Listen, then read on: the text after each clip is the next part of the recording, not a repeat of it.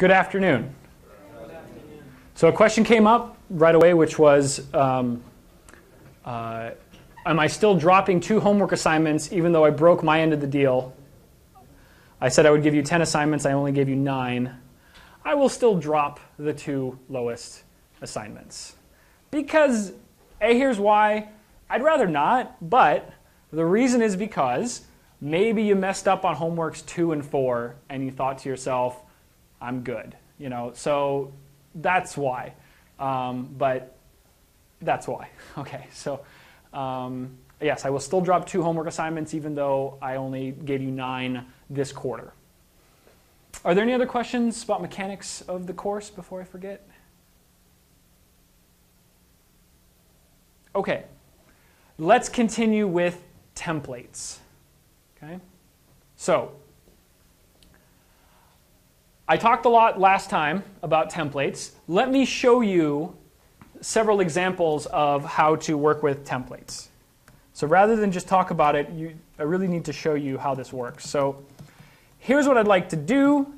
I would like to take your fraction.h and .cpp classes, which I wrote for you in front of you in earlier lectures, which you can refer back to from earlier lecture videos.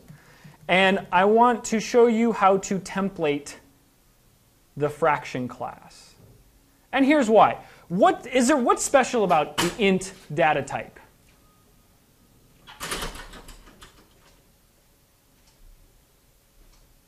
Nothing.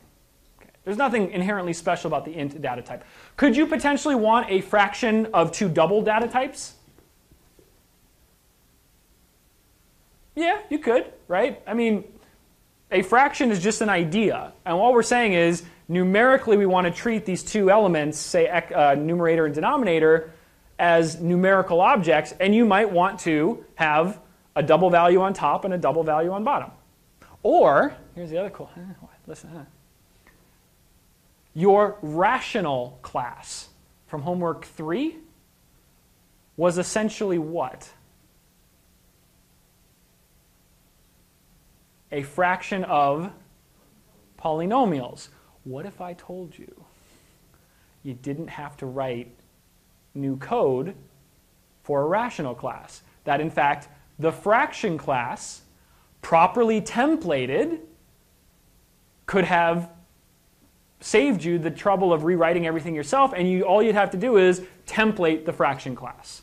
In other words, think about that, right? For your rational class, you just created, instead of ints, you replaced all the ints with polynomials.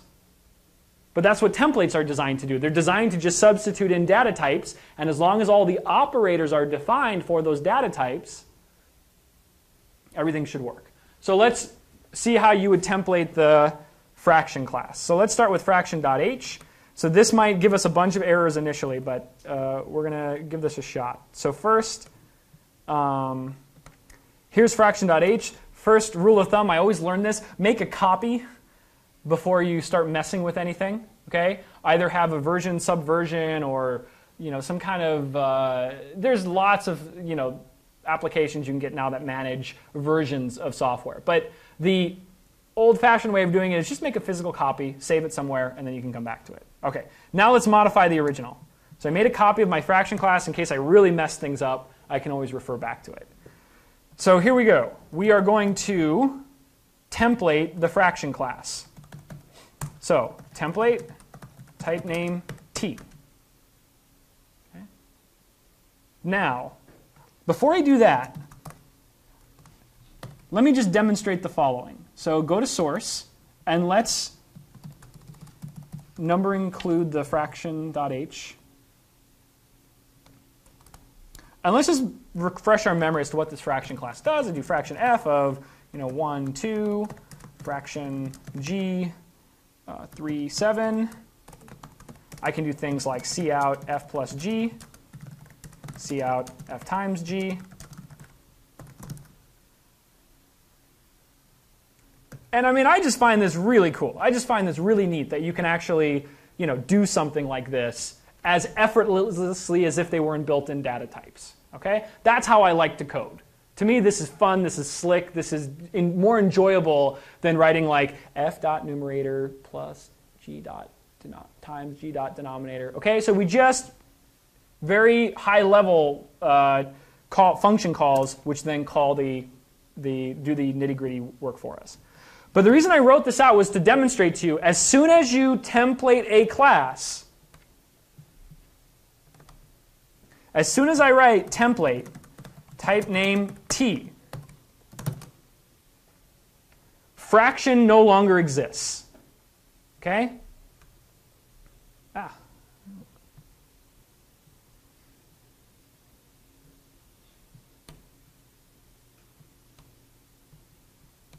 Okay? It says, input denominator, undeclared. There's no, it just, look at all those error messages.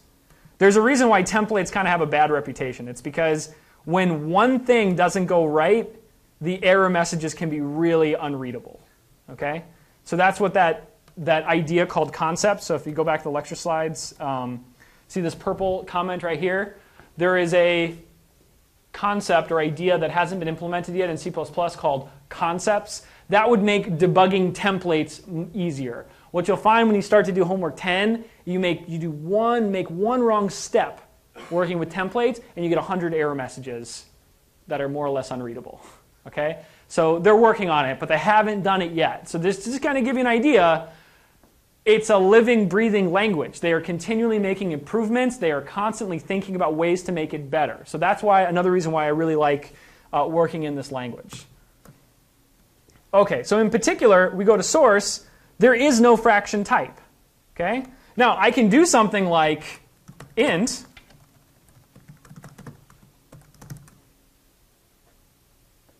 but that doesn't fix it either.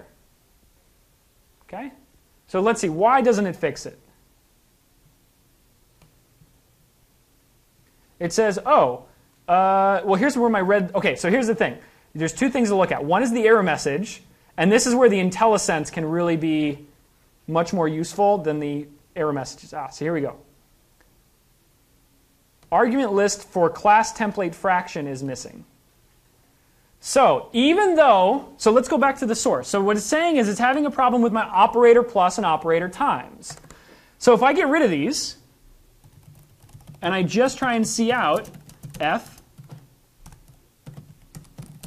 and g,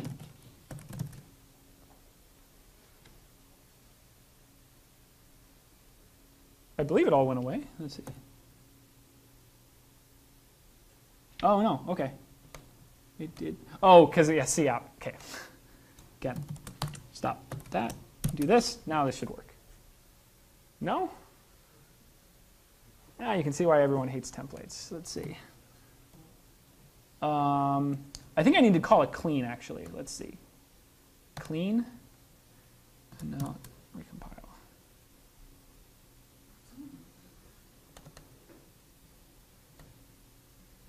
Oh, no, it makes sense why I would. Okay, I thought that maybe I could sneak by without it. I know how to sneak by without it, actually. Okay, let me. I got it. I know what to do. Okay. If I had defined these inline, it would have worked. Watch this. Watch this. Okay. First thing I'm going to do is I'm going to define my constructors inline. Let me just define this one inline to show you how it works. So watch this. Okay.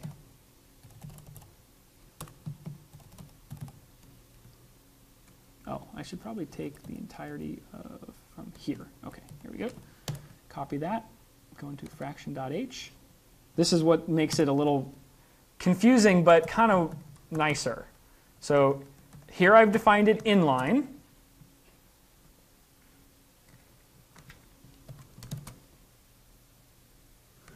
No, I know. Actually, I knew that was going to happen.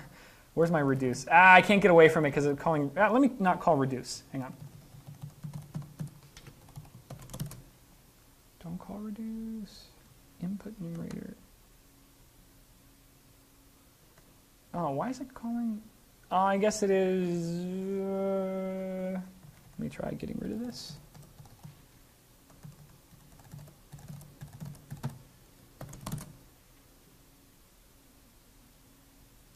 Nah, never mind. Okay, it's going to... I was trying to be slick about it, but it looks like it's not going to work. That's fine. Okay, so the point is once you template it, the class fraction does not exist. All of those member functions which refer to a fraction object or a fraction type, those are errors because there is no such thing as a fraction type. There is a fraction of ints that can be instantiated or created. There's a fraction of strings or a fraction of polynomials or a fraction of points you can create. Okay? But what you have to do basically is replace all of your fractions with fractions of t's. So let's put that back there. Let's put this one back as well.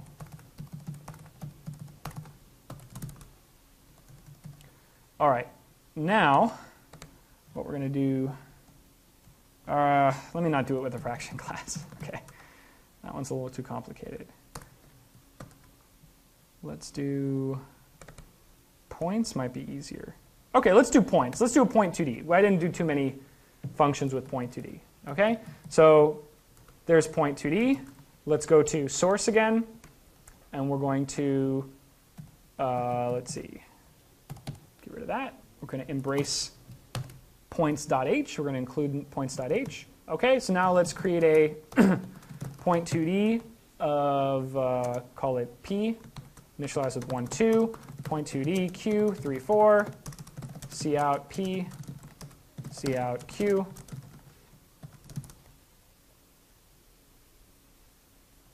Okay, that works. Now let's go to points, and now let's make this a template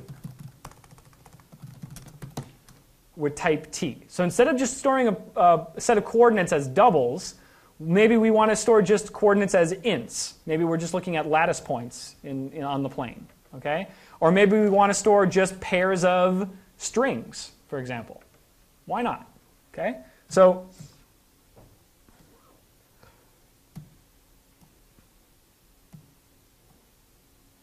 let's ignore all of our inheritance structure as well right now. Star if 0.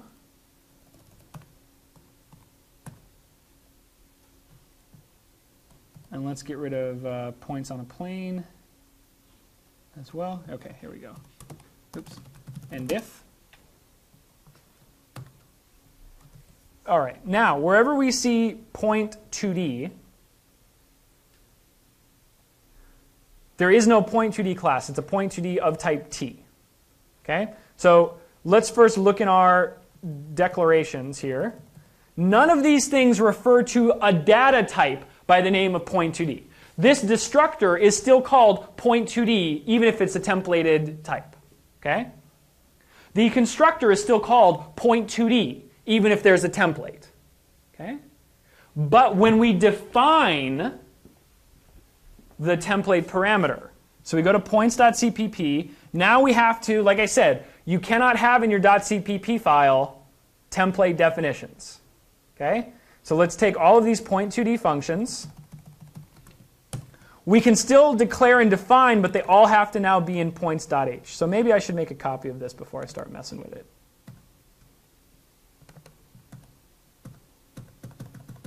Let's undo all of this. Okay? I'm going to make a copy.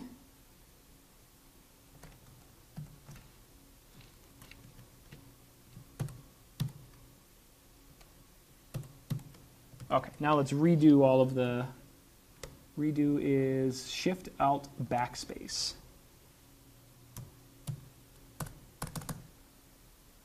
Put them all back in. Okay, in fact, I'm just going to get rid of all the color point2D stuff. Okay, there we go. Make it simpler. We'll keep the point order x, point order y with these random functions. Okay, but now in my points.cpp, I don't need this anymore because it's not going to work with templates. So I take all this code for point2D, and I'm going to put it into points.h. Take all the code, so I get rid of all the color point2D stuff. We'll keep the point2D print. Okay. Get rid of all the color point2D stuff. We'll get rid of all the points on a plane as well. And we'll keep these operator overloads, but we need to put them in points.h. Okay? So you can still do your commenting for your declare then define, but they all have to be in this file points.h. and then this one has nothing in it. Okay, so it's not going to compile quite yet, but let's get rid of that. Okay, so we've decided to template point2d. Now what we need to do is see wherever that's in light blue, this point2d. This is no longer a class point2d. It's point2d of template type t. It's point2d of template type t. Okay, that is the. Let's get rid of these for now. Now, there's no point2d data types here. The name of the constructor is still point2d. The name of the destructor is still point2d, but that's a name. That's not a type. Okay. Now, we're going to replace double with t.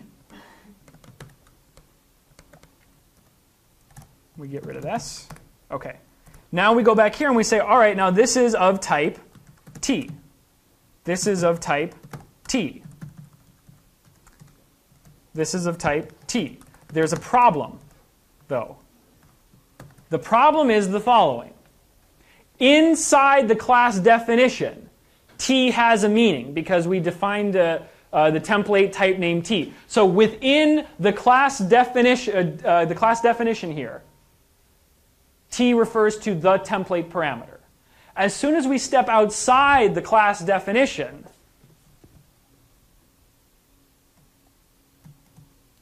this t here has no meaning. So it's like a template function. What we need to do is we need to define the template separately. And we don't have to call it t. We can refer to it to anything we want, like f or something. But we usually just match them to make sure that it's easier to read. Okay? So it doesn't have to be t, but if we put an f here, we have to put f everywhere else locally. Okay? Here we can do template type name Frank. And we could put Frank here. Okay? It's literally just that. It's literally just a placeholder for some data type that's going to go there. Okay? Point order x. Let's ignore this for the time being. We'll come back to it in a second. And point order y. Okay? And then, all right, here we go. Our function definitions. Okay? Now, like I said, this is where it gets a little confusing, but just bear with me on this. So, let's see if I can turn off those platform lights.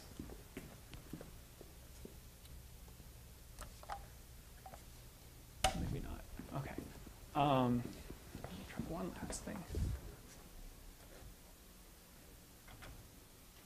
Huh. Okay, can't tell. Okay, here's where things get a little complicated. You see that first point2d before the colon? That is a type. That refers to the class name.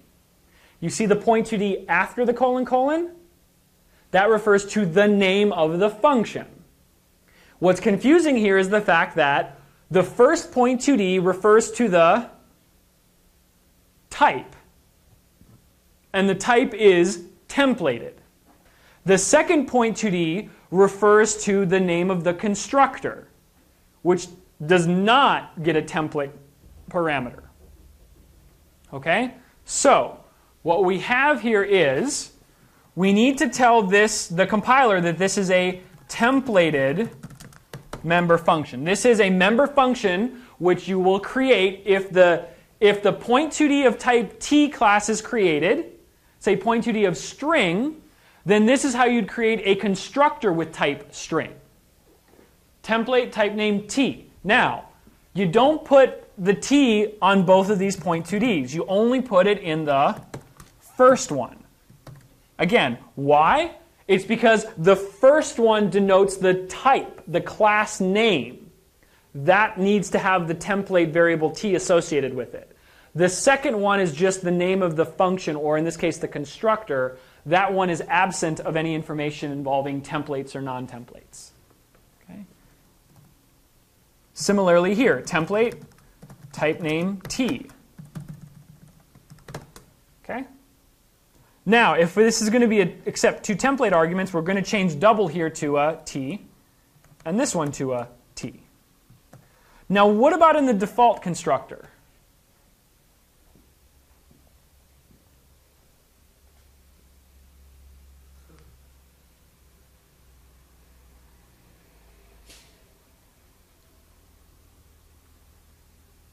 So what I've written is fine, as long as you can convert a 0 into a variable of type t. Okay? So if it's an int or a double, can you initialize a variable with the value 0? Yeah. What if it's a string? Yeah, because it's a null pointer to, okay, yeah. What about a point2d? No, not unless you, well, unless you define a constructor which accepts a single parameter. Okay? So the point is now is, okay, now some of these constructors are a little more general and they require a little bit more abstract thinking in terms of how they're going to be used or utilized. Okay? But syntactically, it's all very much follows the same pattern, which is, oh, I put in a template type named t, and then I put in a t there. I replaced my doubles with t's. Okay? Now, in order to call this function, this move function, what has to be defined for objects of type t? Plus equals. Okay? So, the cool thing, now think in the back of your mind. Instead of ints, instead of doubles, can we have a point2d that stores objects of type fraction? Yeah. Okay, so while we're doing these, templating these member functions, always keep in the back of your mind, could we plug in fraction to this? And what would we need to define in our fraction class in order to have a point2d with coordinates that are fractions? And then we don't have to write any new code. We get a point2d of fraction types for free. Okay? Or point2d of any other class object we want as long as it has certain operators defined. We're almost done. The destructor as well needs the type, but it does exactly the same. And then same with the print. Now again, these are non-member functions, these last two, operator less than, but we still put in a type name t, put in the t there, and we put in a t there. Similarly here, compile. Okay.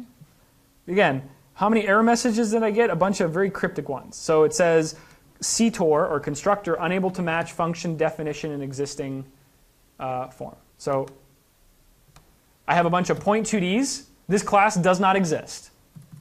How about point2d of ints?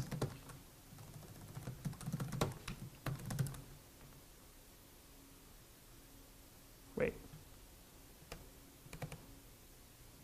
Unable to match.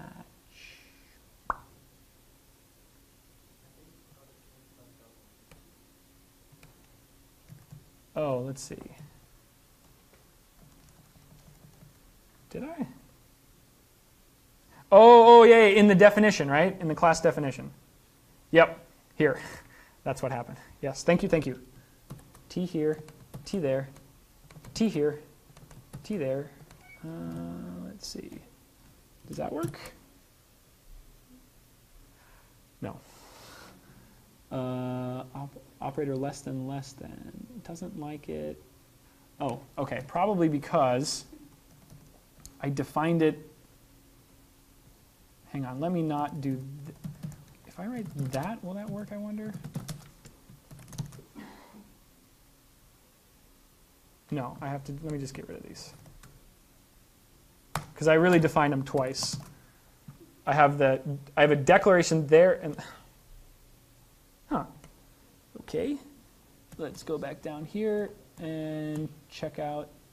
The problem it's having is that it seems that it doesn't know how to link this function up correctly. So, oh, okay. You know, I've had this problem before, and it's always with friend functions. You know how it's a friend here? So I always defined friend functions in line, and the problem goes away. And I never thought too hard about why it does it, but it always goes away, so that's why I do it. So I'll show you in a minute.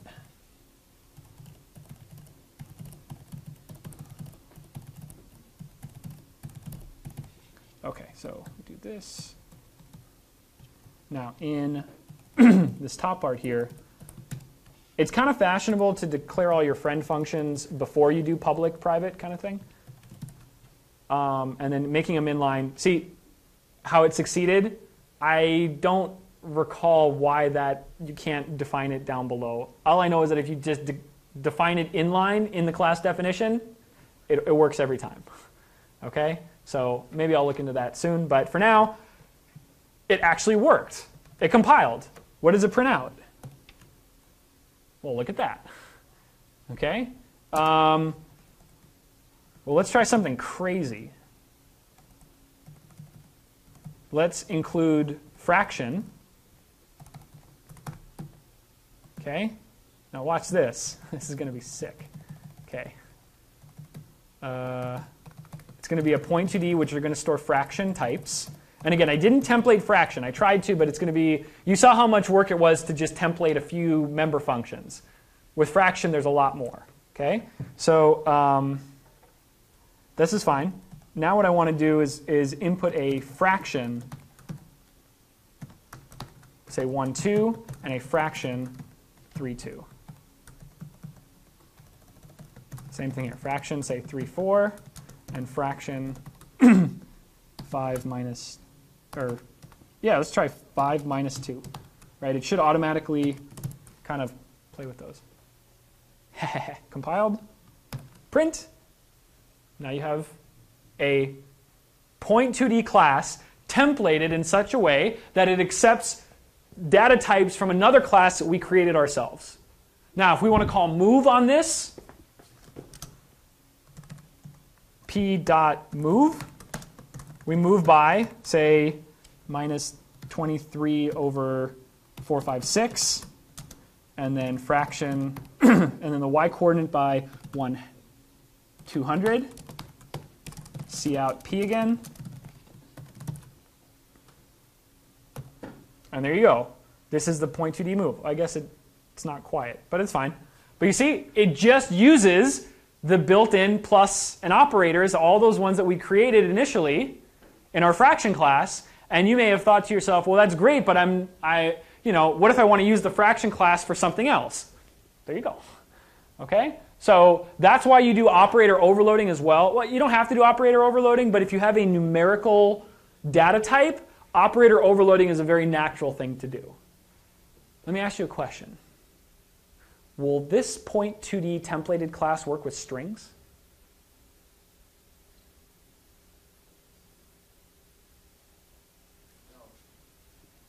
Let's try it.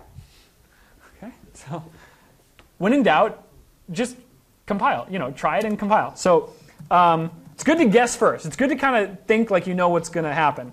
So let's save that code because that's just cool. It's neat that we just synthesized. This is the key with programming.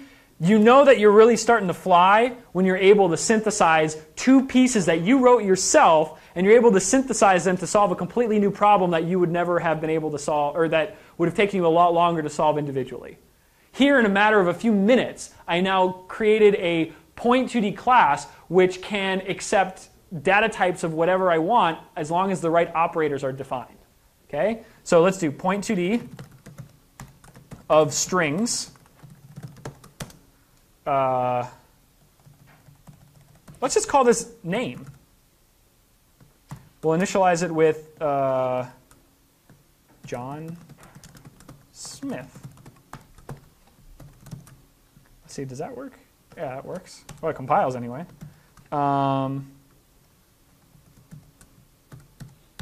Name John Smythe.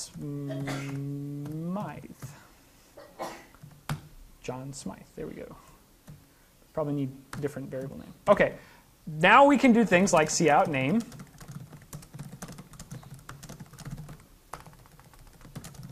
And again, the reason this works is because if you can see out the underlying data type, like a string, you can then, what you're doing when you're overloading operator less than is you're just piping in that data type to be outputted itself. Okay? So again, as long as you have those operations defined for the underlying type, then you can utilize them in this class. So there we go. There's my set of names. I can also do things like name.move. Think about that for a minute.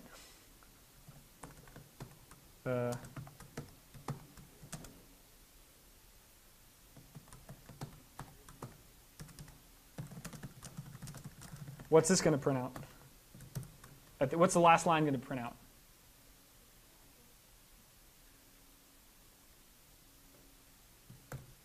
John A. Smithy. What does move do?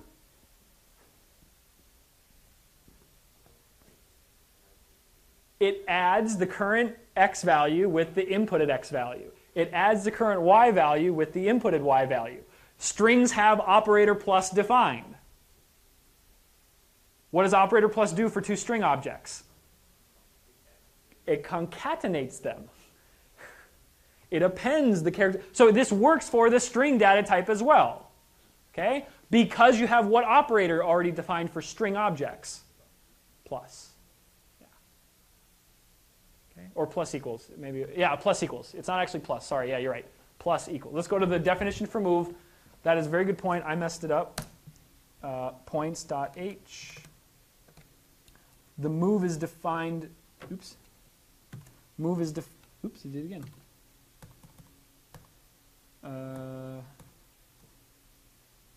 Move.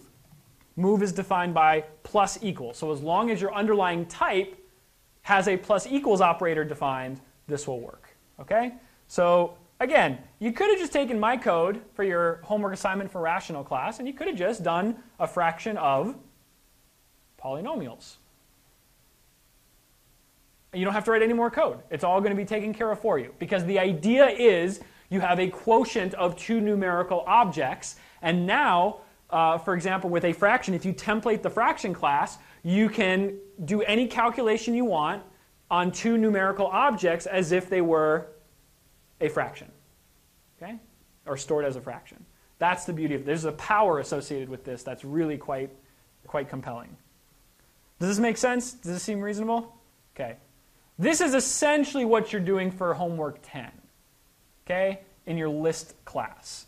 It's not too bad once you get the hang of it. But until you get the hang of it and you see 100 error messages like you saw earlier, then it can be really frustrating to try and get through, okay? But you have an example on video. Go back to the video if you're stuck on something, okay, and see the example I did with the Point2D class. Okay.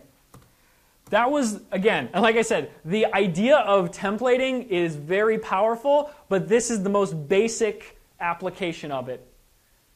There's one more application that we've been going over, and that's all we're going to get to for 10b, and that is, okay, you templated for data type, and then we went over last time how to set policy.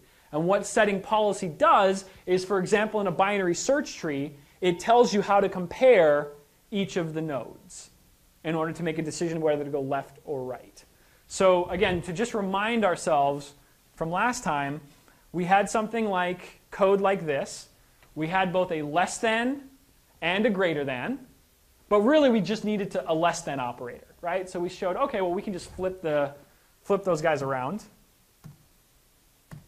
Okay, so from here to here we flip those guys around, and then we've templated it so that all the underlying data type T needs is the operator less than already defined. Okay? Excuse me.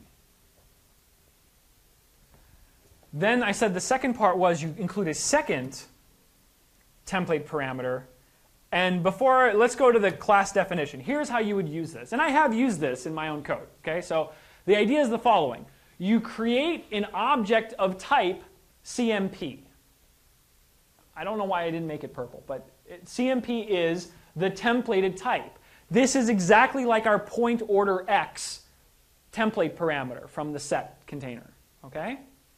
Now, by templating it and inputting the class pointOrderX, what you're saying is create an object of that type called isLess, and when you need to compare two objects of type T, do so using the isLess open close parentheses operator, which we assume is overloaded to accept two elements of type T. Okay? So that's the idea.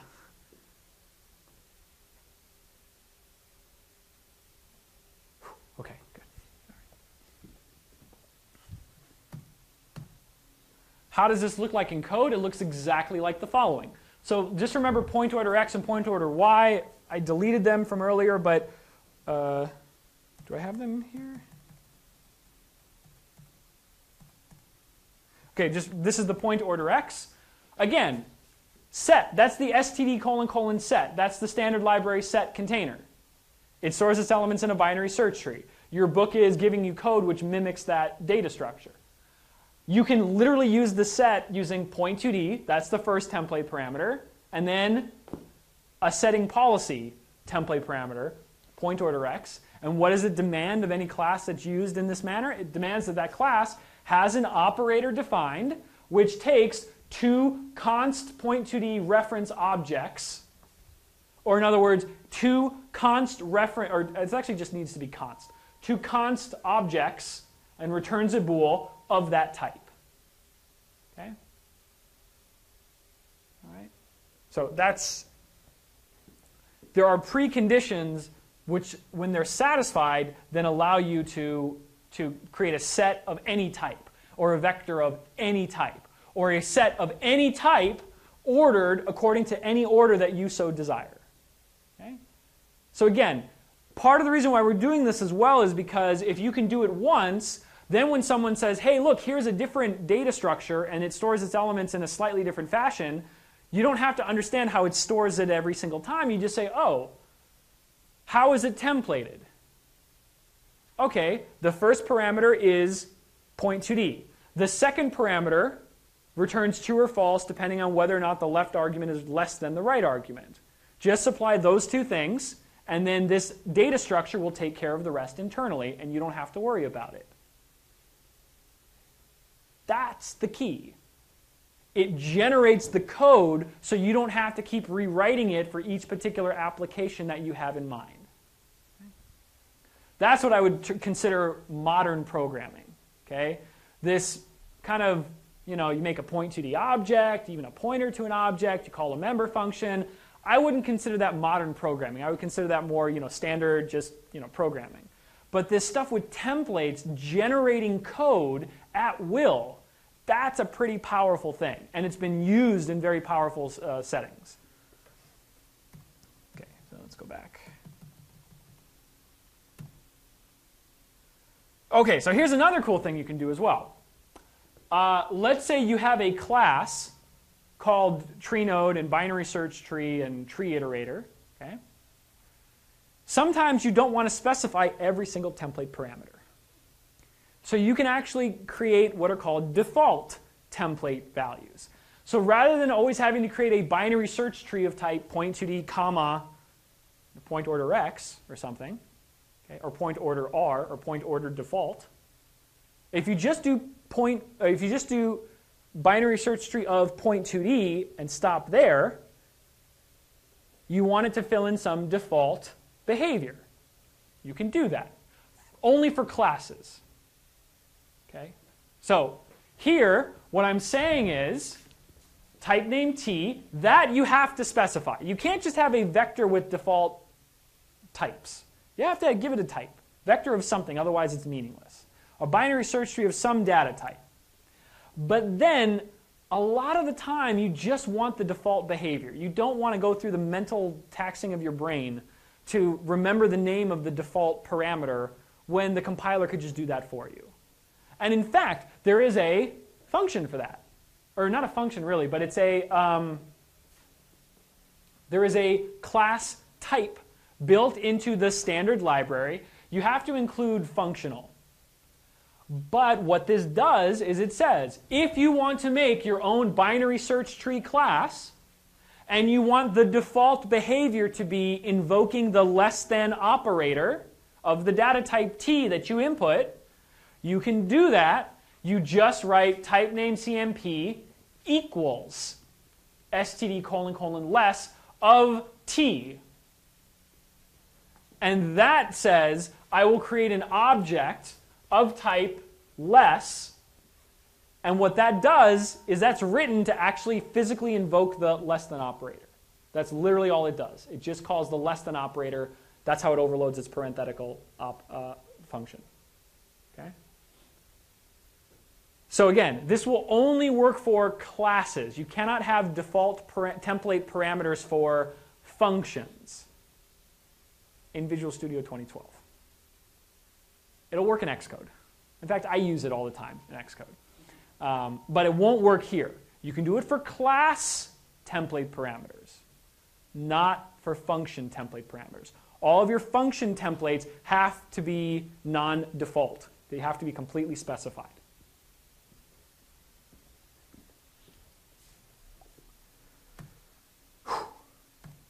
Okay, so what's nice about this is that if you go back and forth between these two slides, if the default is you just want to use the less than operator on 2.2D objects, then it's good. You have that. Okay? You don't have to specify it every single time. You can if you want. In other words, you can create a binary search tree of 0.2Ds ordered by Y, but you don't have to. If you want the default less than operator that we've previously defined, that works as well.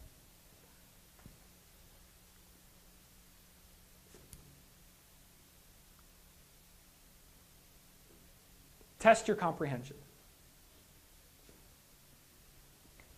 How many classes are created on this slide?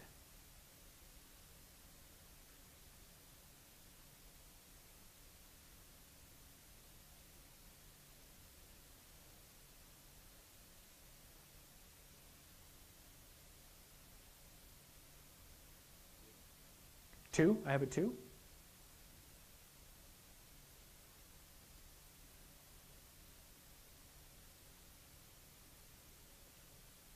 Okay, let's rule out 1, okay? And then we can negotiate on, for pick 10b, whether or not it should demand 2 or more, okay? So, why is it not 1?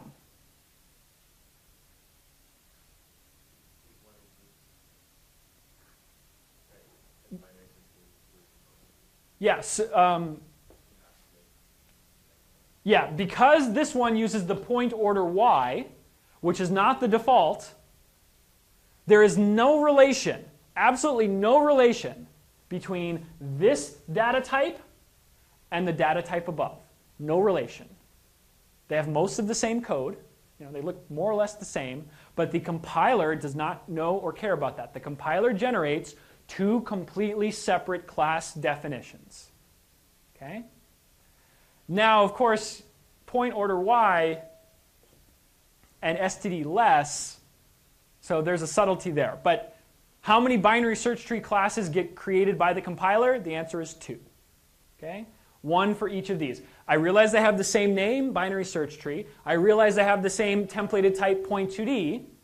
But the fact is, you get a different class for each combination of template parameters. So that first one is a completely separate definition and set of code than the second one.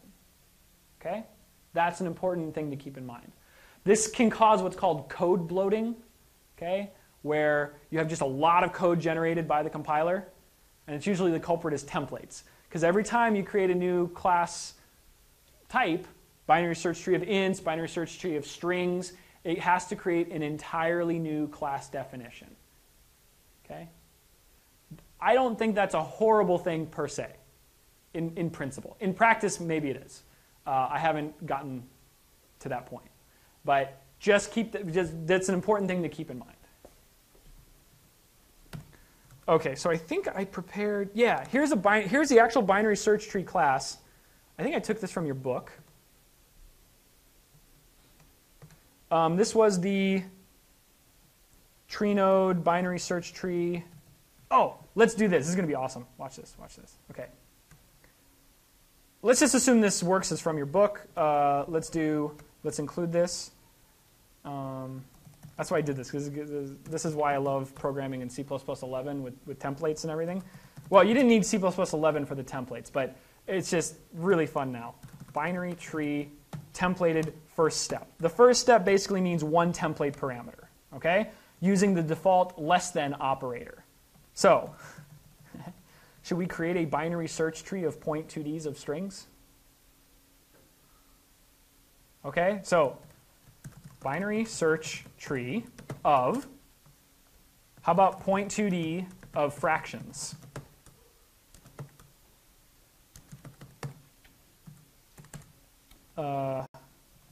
Let's move this, yeah, and let's, okay, so let me copy this code below. Let's forget about this 0.2d of strings for a moment.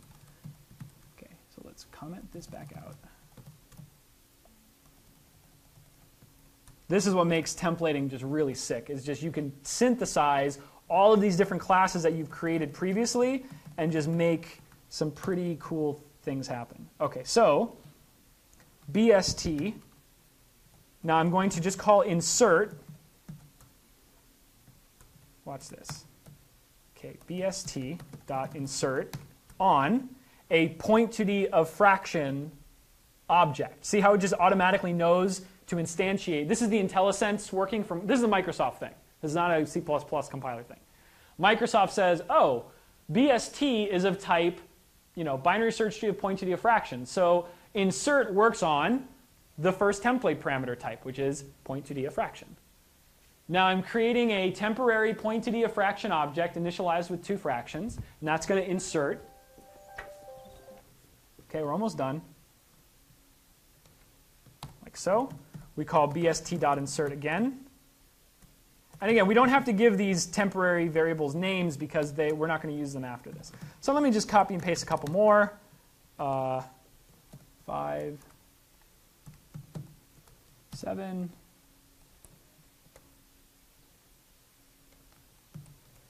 4, 9, 12. Okay.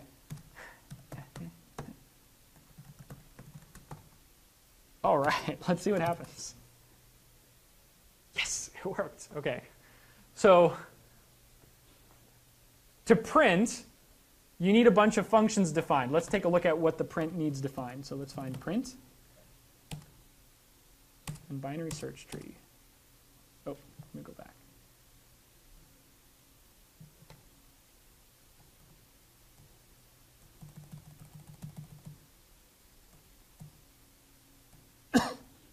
Excuse me. Okay, never mind. Let's just keep looking here. All right, print. We compiled it. We run. It now printed them out in an internally sorted order. Okay? So it sorted them using the less than operator for 2.2d of fraction types.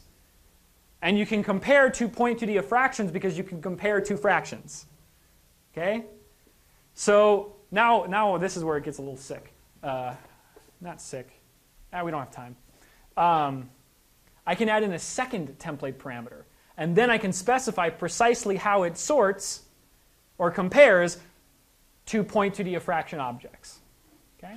But this is basically the crux of it right here. You see what I've done? I've taken 3 user-defined classes and I have synthesized them in a way using operator overloading such that they all seamlessly work together to create the kind of data structure you would have to manually code up yourself for each instance. Here, you can replace fraction with int, with double, with whatever you want. Just make sure your initializations of those inserts match accordingly, and you get everything for free. Compiler takes care of all of the other stuff underneath. Okay, see you Monday.